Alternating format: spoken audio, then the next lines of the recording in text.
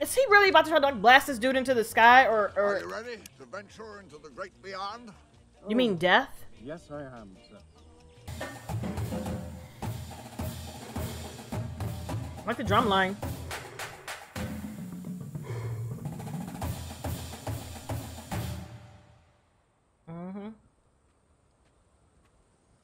Yeah, I don't know where he thought he was going. Is he trying to shoot him into space, like to where Dr. Manhattan is?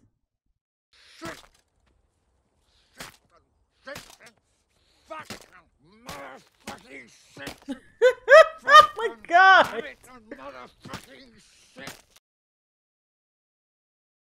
It is freezing in space. Like, what do you mean, dog? Freezing in space.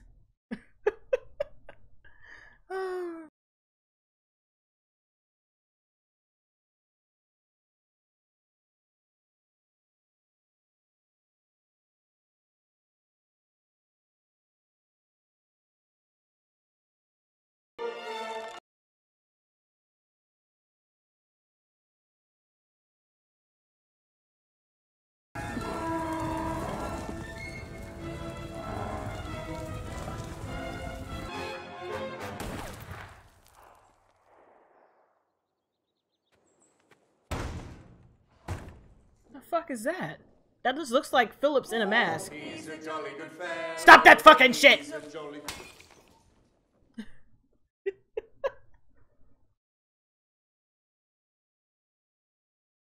But who was that out there? Because it looked just like Phillips in a mask. He's underscored consequences. Know this. The next shot I fire, sir, will not be at your feet. Please consider this your first and only warning. Thank you again for the delicious tomatoes. Your humble servant, the Game Warden. To the typewriter, Crookshanks. Sort of Republic serial villain. I'm neither. How? She's not typing fast enough. That my activities are purely recreational in nature. That said, I'm pleased you enjoyed the tomatoes. All best wishes and encouragement. Have Mr. Phillips restring my bow and saddle up Bucephalus. I hunt again at midnight. Child, what? The actual. How does that stay up there? Why do you think you were targeted by the cavalry? Because I reckon it's because nothing scares a terrorist more than someone they can't terrify. Can you comment on the Russians building an intrinsic field generator? Guys, when they swarm me in, I promise to defend us from all enemies, foreign and domestic. But I represent the people of the great state of Oklahoma, and the Russians ain't my problem. no. The goddamn 7th Cavalry is. Right now, here is where the war's at, and I won't be leaving till it's won. So can I get that autograph now, or? That was almost funny, Petey.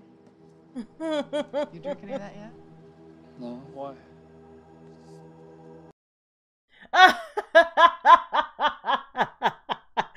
I like Petey. Oh, I like Petey. Petey got a little bite to him. Got a little water towel on the tippy tay to him. Oh, poor Judd. He's in pieces. If you're gonna carry coffee, can you please carry it like there's something in there? No one holds a coffee cup like this. It drives me insane when I see actors holding coffee cups crazy. You saved us. Thanks. Crawford jumped on the grenade. I just gave him a little push. Yeah, well. I sure as shit can't exhume him now. That's not funny. Sorry, I wasn't joking. You guys just scheduled this funeral so fast. Why were you looking in his closet? Oh, well, when my dad was murdered, they found a secret compartment in his closet, so, you know, I always check. Once in a while, pans out. It was a bust. Just a big, naked bust. That's it. However, I think there was something on that bust. I don't know, maybe your pal Judd asked you to get rid of it if something ever happened, or, you know, maybe the two of you were having an affair, which makes no sense because your husband's fucking hot. But whatever it is, this much I know. Men who end up hanging from trees with secret compartments in their closets tend to think of themselves as good guys. Well, where did you come from? Asked Scott. Oh, I was standing behind those other guys the whole time. You just didn't see me. Did I? Bitch.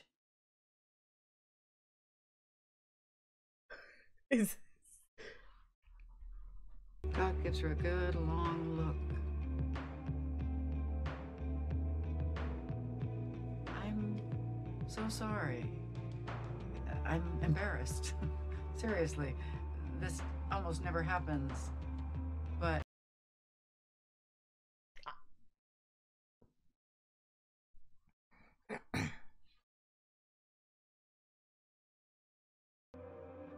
game over.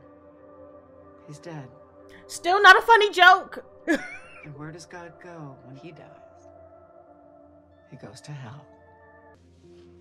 You're never gonna hear this anyway, probably. But sometimes it's, you know, it's nice to... Click it. Sometimes it's nice to pretend. That's a long 55 seconds, man. Is it? The assholes down here still think you give a shit.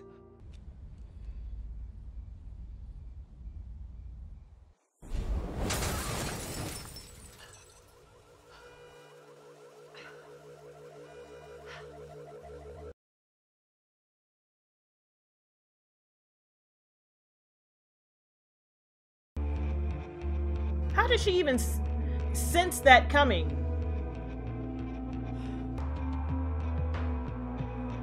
Is he in the car or nah?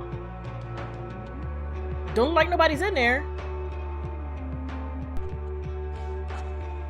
Poor Angela's car. That car is destroyed with a T. You guys, I am enjoying how delightfully confused I am. I'm not confused in the way of I'm never going to figure out what's going on. I'm confused in the way that right now, I don't have enough information to figure out what the show is trying to tell me. And I'm just waiting for the information. Like, there are a couple things in this episode that I'm just going to go ahead and talk about right off top. And you know, the first one, if you know me, you know what the first one is. You know, not the big blue dick with the attachable balls that probably serve as the battery function for the vibrator. Bruh.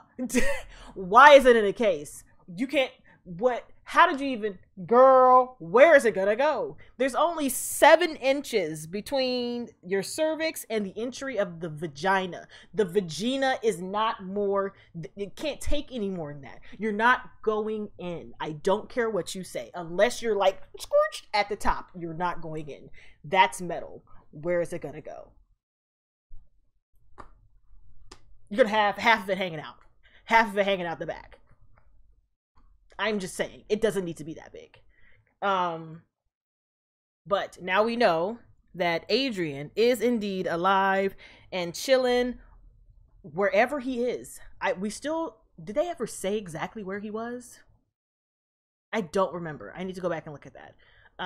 But he's just out there with his clones, murdering people, starting a fake duel with another one of the Phillips with a mask, because that's definitely Phillips with a mask. Super weird. Super weird. His whole thing is weird. I'm always on the fence about, at least, if not reading it myself, reading a summary of where the comics, because they said this is directly referenced from the comics, not the movie, where the comics is, but I just like being confused. I don't need to know everything that's going on. It's okay. I'll figure it out eventually. And if I can't figure it out, I'll go read it. I'm fine. But the fact that Silk Spectra is now working for the FBI because she no longer likes vigilantism. Is that a word? I don't know if that's a word or not because I always say exuberate fantasticisms and stuff, so I make up shit. And so now she is the head of the anti-vigilante. Sorry, that was pretty funny. The anti-vigilante unit, and their job is to stop people from running around being heroes because the police should take care of that. And she got recruited to go down to Oklahoma and help the squad with the 7th Cavalry, even though the senator kind of does have a point. He knows, like, this is not a part of 7th Cavalry. I don't know if he knows, but he knows something ain't right. But now the 7th Cavalry is walking their asses right up in it to confuse the mix and the message. But I am wondering, what is her actual name? Now I just remember her as Silk Spectra. Does she know Angela's grandfather? Because it looks like Dr. Manhattan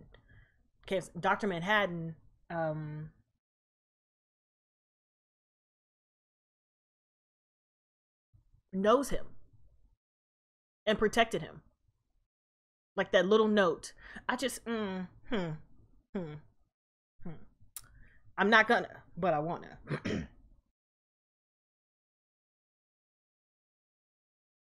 But the way Angela pushed that poor Judd on top of that bomb. I mean, here's the thing. I'm glad she did shoot him. I'm glad Spectra shot him, because I was like, you trying to tell me all these cops and not nan person has a gun. Now I get it. Weren't they just shooting off shots in the air for him? What? You know what? Because I would have just shot him off top too. They'd be like, oh, bloop. This to my heart. Well, you got a few before his heart stopped beating, and that's exactly what happened. She dragged his ass to the open grave and then chucked Judd on top of him. Poor Judd. He's in pieces. But I do get why she wanted to do the autopsy. Because, you know, it's granted the death is known, but an autopsy, I can't say it, autopsy would just help in the procedural situation of it. You know what I'm saying? But yeah, so I'm wondering what she's gonna do, and I'm mad she took the young one. Little Petey. She likes little Petey Speedy. You know what I'm saying? But that's pretty damn funny, you guys. I'm thoroughly enjoying this. I really want to watch the 4th episode, but I gotta schedule out my time today. You know what I'm saying? I schedule it. But on that note, guys, thanks for hanging with me, and hopefully I will catch you in the next one. And I can't wait to rewatch this during the edits to see what else I missed, because that's the fun part, is going back and looking at it a second time while I'm editing. All right, guys, catch you in the next one.